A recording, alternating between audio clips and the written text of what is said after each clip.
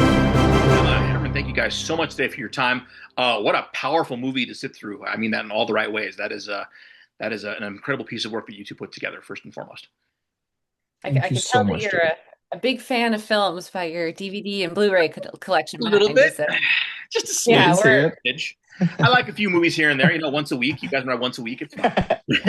Gotcha. But Gotcha. thank you for that. No, I appreciate that. Yeah, I love movies. Love a chance to talk to folks that just know how to put them together. And you two put together such a great piece here. Love to start by Thank getting you. to know, as a two-part question with Emma first, what it was that inspired you to write this particular film, and then Herman, what inspired you to come aboard as an actor. Mhm. I mean, I was inspired to make this film because of my upbringing, I would say. Being a teen girl, um, seeing a lot of fan movies and just wanting to have justice for the other side, see a little bit more of the psychology. And I also worked in the music industry for quite some time. So I was around that world and um, I just wanted to do it through a different lens. So that's kind of the genesis of the idea. That makes sense. As an actor, I don't think it's not very often you get a script like and you read a script for the first time and it's as surprising as this one. It really goes back and forth and Yeah. surprises you with every turn. And from an actor's point of view towards the character, such a cool character to do. It's on stage work, it's locked up in a basement work, it's happy, sad, scared, uh, addicted. There were so many layers to this. It was impossible to not loving it from the first second for me.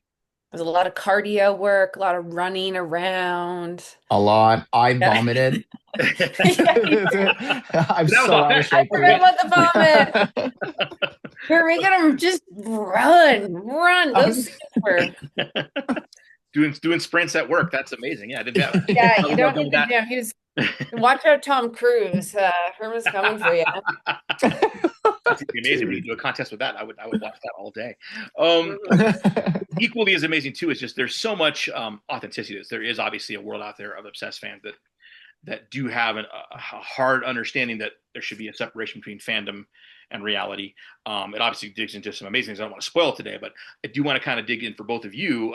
Again, Emma first, how you kind of found the authenticity of the darker corners of the human psyche in this film as a writer and director, and then Herman, how you found the darker corners of just Payton in general, because the poor guy's a mess, obviously because he's running up and down the street all the time. So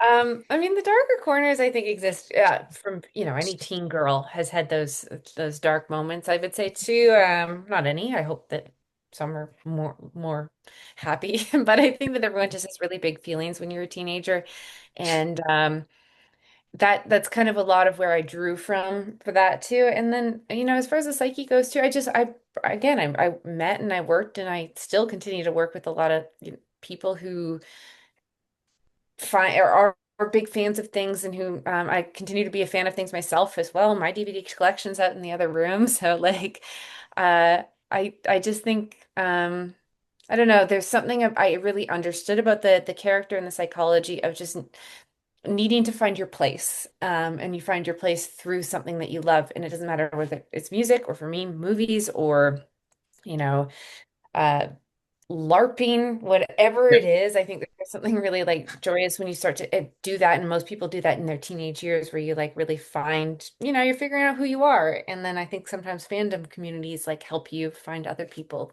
like you. that makes sense. I like that. I've I've I always since the first time I read it, I think there's a beautiful irony in the whole thing of surrounding Peyton because obviously as an artist he's writing music that's about him and or something that he feels, Yeah, and the people listening to his music they all resonate with the fact that he is writing songs that they're about struggling or not having a good time, and then people start listening to it, they start following him and supporting him, and they want to help and they want him to do well, but when he's doing well he's not able to write the songs that people connect to. So there's this whole thing about like trying to help someone, and that's what Riley does. That's so I, for my sake, that whole part of it, trying to be at a place where it felt like, well, he's so far down that it's almost giving up, but at the same time, he is still producing music.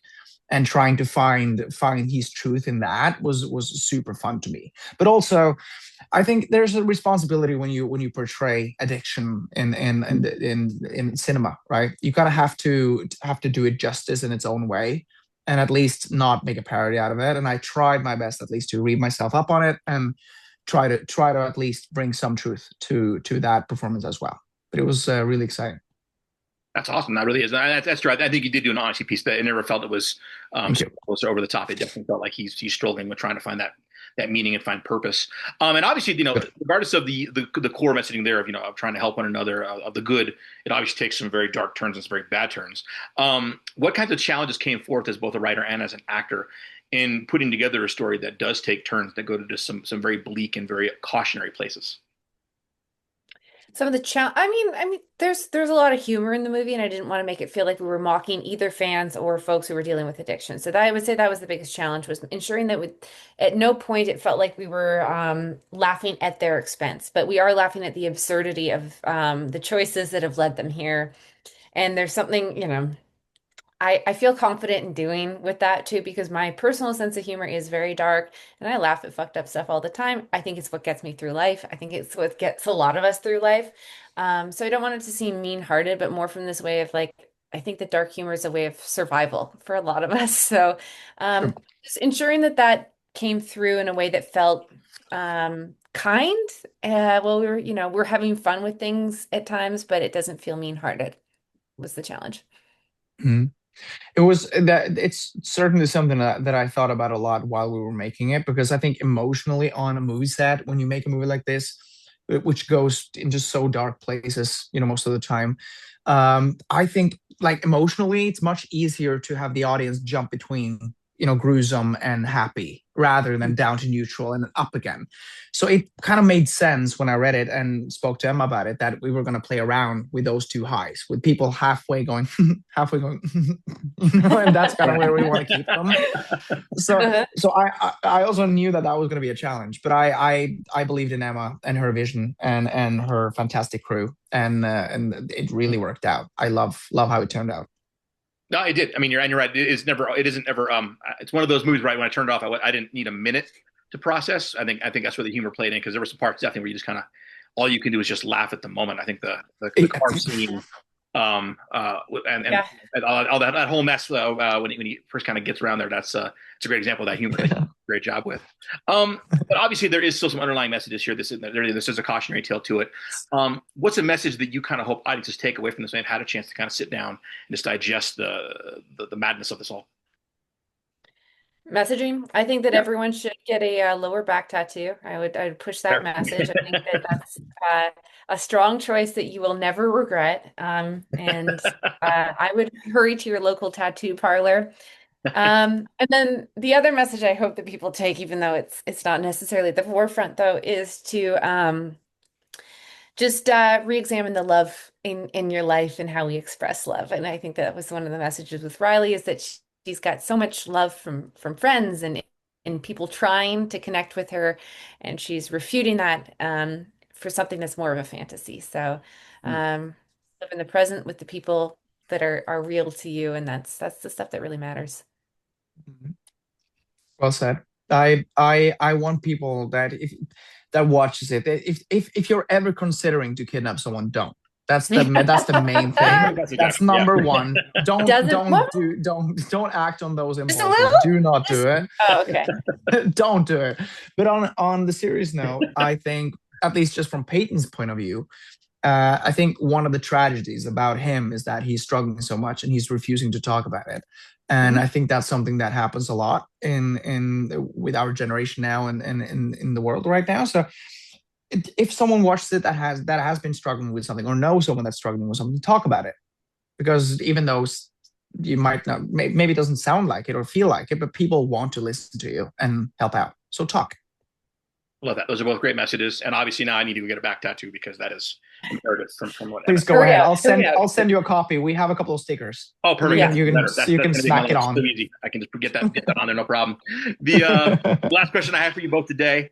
You still, regardless of everything we talk about today, about messaging and all those beautiful pieces, this is just a wonderful piece of art that you both poured your heart into. It's so good. What are you each most proud of when it comes to what you've accomplished here?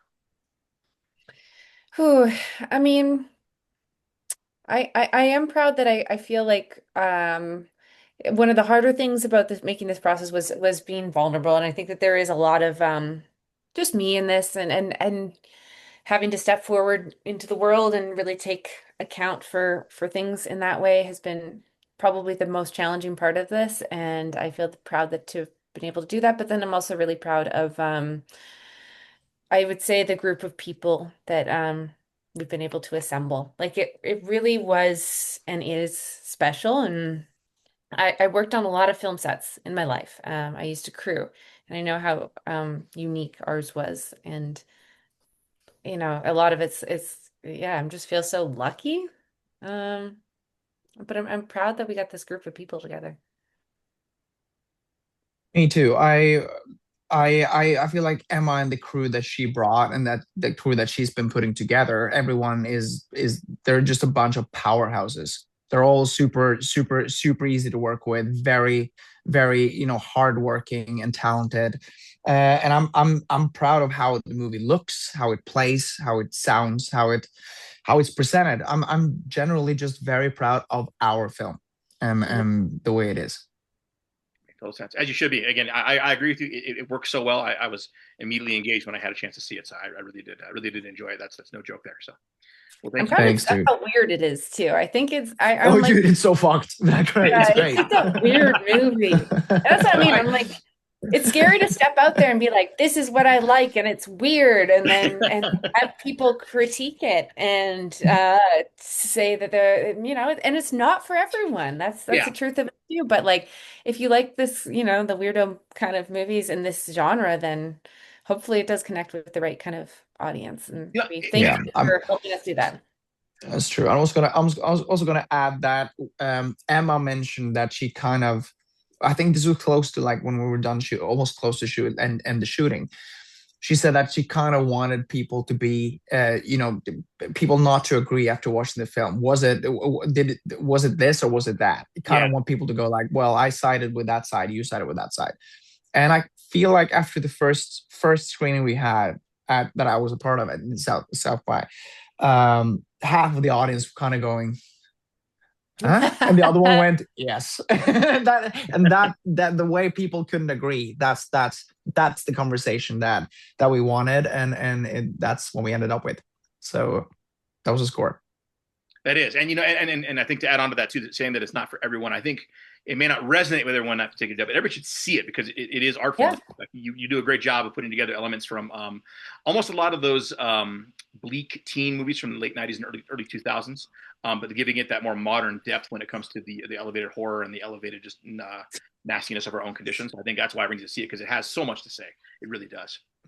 Two of my favorite movies from that time too were 13 Ginger Snaps as well from the early 2000s that just like seared in my Yeah. brain at a certain age, and I will, you see it like it just everyone's a result of their their influences, and those ones like just wormed their way in at the right time, and I will never, And that's never stop thinking about it.